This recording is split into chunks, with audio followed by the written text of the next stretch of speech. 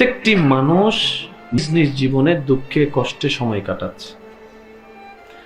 আপনার কষ্টের কথা যেরকম আপনি অন্যজনকে জানান না, তার সামনে ভালো থাকার অভিনয় করেন, আপনি যাকে হ্যাপি আছে মনে করছেন, সুখে আছে মনে করছেন, সেও ঠিক একই কাজটা করছে।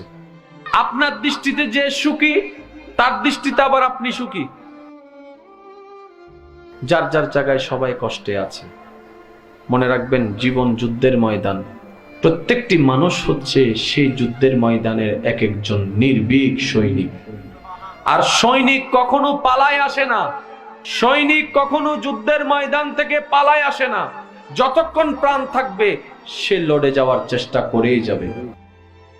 আজকে থেকে 4-5 বছর আগেও আমাদের জীবনে কষ্ট দুঃখ ছিল কি ছিল না? টেনশন ছিল কি ছিল না? একটু ঠান্ডা মাথায় চিন্তা করে বলুন তো, 4-5 বছর আগে ঠিক এই মাসে এই তারিখে আপনার যে কষ্টটা ছিল, যে পরিমাণ, যে টেনশনটা ছিল, যে পরিমাণ, বর্তমানে কি সেটা আছে? বর্তমানে কি সেটা আছে?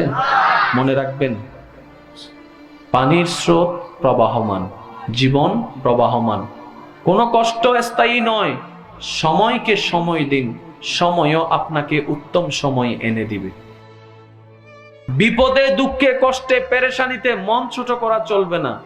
মনে রাখবেন, প্রতিটি বিপদ আমাদের জন্য আরেক ধাপ সামনে এগিয়ে যাওয়ার এক একটা সিঁড়ি। আল্লাহর রহমতের উপর ভরসা করে চলতে থাকুন।